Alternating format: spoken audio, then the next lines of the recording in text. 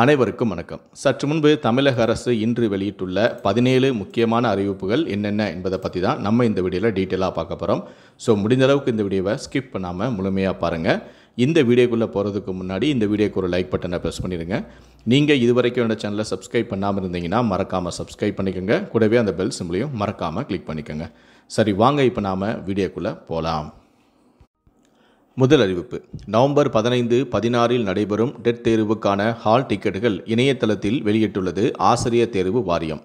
ஆசிரியர் தகுதி தேர்வு தாள் 1, தாள் 2 நவம்பர் 15, 16 தேதிகளில் நடைபெற உள்ளது.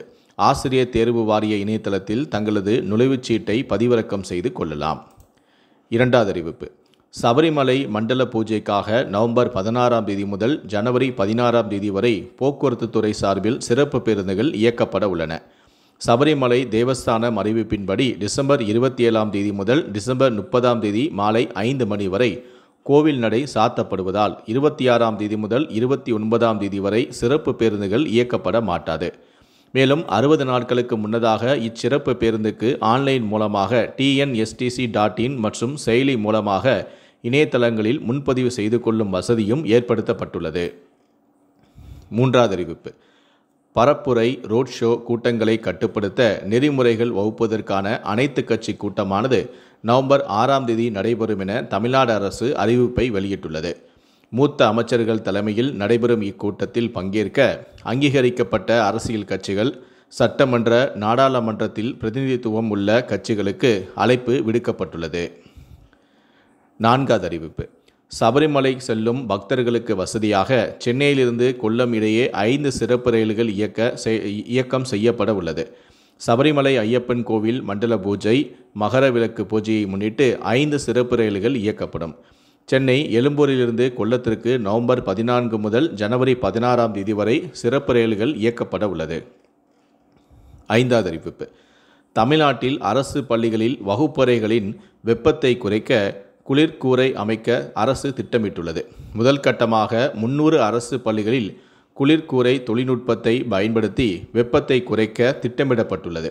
கட்டடத்தின் மேற்கூரை மீது சூரிய பிரதிபலிப்பான சில்கா குளிர்கூரை வண்ணப்பூச்சி பயன்படுத்தப்பட உள்ளது.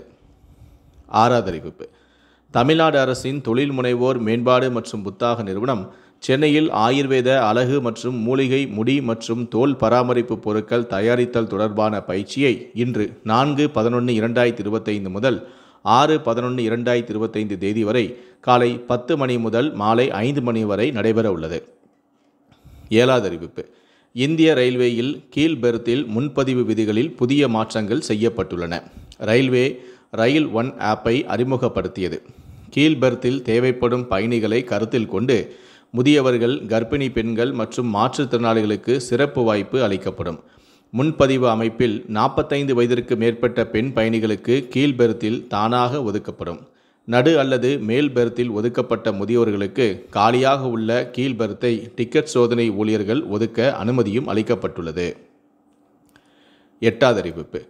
நாட்டில் ஃபாஸ்டேக் முறையில் நடைபெறும் முறைகேடுகளை கட்டுப்படுத்தும் நோக்கில் நோ யுவர் வெஹிக்கிள் KYV என்ற புதிய நடைமுறையை மத்திய அரசு கட்டாயமாக்கியுள்ளது. நவம்பர் 1 தேதி முதல் இந்த KYV புதுப்பிப்பு நாடு முழுவதும் அமலுக்கு வந்துள்ளது. KYV நடைமுறையின் கீழ் அனைத்து ஃபாஸ்டேக் பயனாளர்களும் தங்களுடைய வாகனம் மற்றும் பதிவுச் சான்றிதழின் RC படங்களை சமர்ப்பிக்க வேண்டும் எனவும், இதன் மூலம் ஃபாஸ்டேக் சரியான வாகன வகையுடன் இணைக்கப்பட்டுள்ளதா என்பதையும் சரிபார்க்க முடியும். ஒவ்வொரு 3 ஆண்டுகளுக்கும் இந்த சரிபார்ப்பை மீண்டும் செய்வது கட்டாயம் என்றும் அதிகாரிகள் தெரிவித்துள்ளனர். ஒன்பதாவது அறிவிப்பு. வருகிற ஜனவரி மாதம் நடைபெற உள்ள JEE மெயின் தேர்வுக்கு நவம்பர் 27 தேதிக்குள் ஆன்லைனில் விண்ணப்பிக்கலாம் என தேசிய தேர்வு முகமை அறிவித்துள்ளது.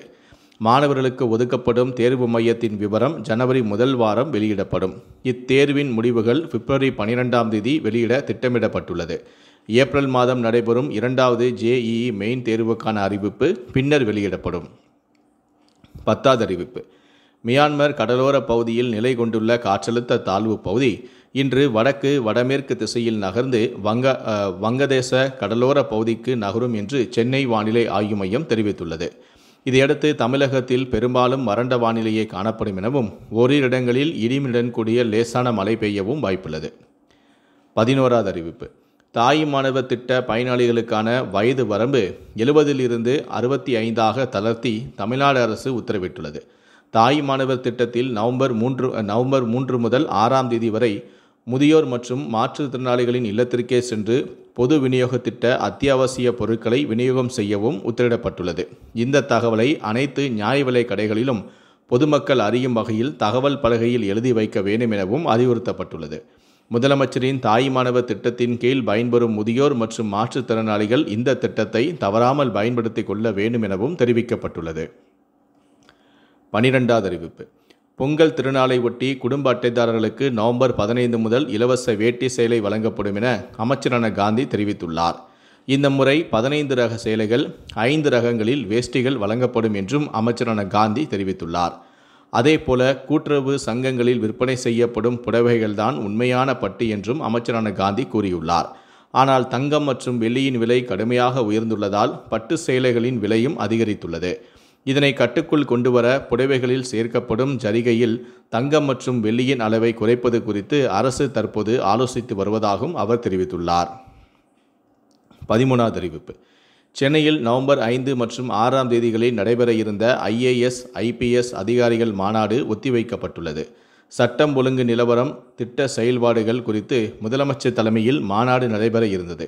மீண்டும் மாநாடு நடத்தப்படும் தேதி மற்றும் நேரம் குறித்து பின்னர் அறிவிக்கப்படும் என தமிழக அரசு தகவல் தெரிவித்துள்ளது. 14வது அறிவிப்பு. RTE சட்டத்தின் கீழ் 2025-26ஆம் ஆண்டில் 70,449 மாணவர்கள் சேர்ந்துள்ளனர் என்று பள்ளிக்கல்வித்துறை தகவல் தெரிவித்துள்ளது. 7,717 பள்ளிகளில் 70,449 மாணவர்கள் சேர்ந்துள்ளனர். 70,350 மாணவர்கள் LKGயிலும் 99 மாணவர்கள் 1ஆம் வகுப்பிலும் சேர்ந்துள்ளனர் என்று பள்ளி கல்வித்துறை செயலாளரான சந்திரமோகன் தகவல் தெரிவித்துள்ளார். 15வது அறிவிப்பு. 7ஆம் தேதி வரை சான்றிதழ் பதிவேற்றம் செய்யலாம். குரூப் 4 பணிகளுக்கு தேர்வு செய்யப்பட்டவர்களின் பட்டியல் TNPSC இணையதளத்தில் வெளியிடப்பட்டுள்ளது. சான்றிதழ்களை உரிய நேரத்திற்குள் பதிவேற்றம் செய்யாத தேர்வர்கள் தெரிவின் அடுத்த நிலைக்கு பரிசீலிக்கப்பட மாட்டார்கள். 16வது அறிவிப்பு. சென்னையில் நாய் உள்ளிட்ட செல்ல பிராணிகளுக்கு உரிமம் பெறாவிட்டால் நவம்பர் 24ஆம் தேதி முதல் 5,000 ரூபாய் அபராதம் விதிக்கப்படும் என்று மாநகராட்சி கூட்டத்தில் தீர்மானம் கொண்டுவரப்பட்டுள்ளது. கழுத்துப்பட்டையின்றி செல்ல பிராணிகளை அழைத்து சென்றால் உரிமையாளருக்கு 500 ரூபாய் அபராதம் விதிக்கப்படும் என்றும், செல்ல பிராணிகள் பொதுவெளியில் கழிவு ஏற்படுத்த உரிமையாளர்கள் அனுமதிக்க கூடாது என்றும் சென்னை மாநகராட்சி தெரிவித்துள்ளது. கடைசியாக 17வது அறிவிப்பு. தமிழ்நாட்டில் மேலும் 2 சிப்காட் தொழில் பூங்கா அமைக்க சுற்றுச்சூழல் அனுமதி கோரி சிப்காட் நிறுவனம் விண்ணப்பம் அளித்துள்ளது. காஞ்சிபுரம், மதுரையில் சிப்காட் தொழில் பூங்கா அமைக்க சுற்றுச்சூழல் அனுமதி கோரி விண்ணப்பம் அளிக்கப்பட்டுள்ளது. புதிய விமான நிலையம் அமைய உள்ள பரந்தூருக்கு அருகே 422 ஏக்கரில் 530 கோடியில் காஞ்சிபுரம் சிப்காட் தொழில் பூங்கா அமைய உள்ளது. இந்த 17 அறிவிப்புகளை பற்றிய உங்களுடைய கருத்துக்கள் என்ன அப்படிங்கிறத கீழே இருக்கக்கூடிய கமெண்ட் செக்ஷனில் மறக்காமல் சொல்லுங்கள். முடிந்தளவுக்கு இந்த வீடியோவை மற்றவங்களுக்கும் ஷேர் பண்ணுங்கள். மேலும் இது போன்ற பல வீடியோக்களை நீங்கள் பார்க்கணும் அப்படின்னு நினச்சிங்கன்னா மறக்காமல் நீங்கள் சப்ஸ்கிரைப் பண்ணுங்கள். கூடவே அந்த பெல் சிம்பிளையும் மறக்காமல் கிளிக் பண்ணுங்கள். நன்றி, வணக்கம்.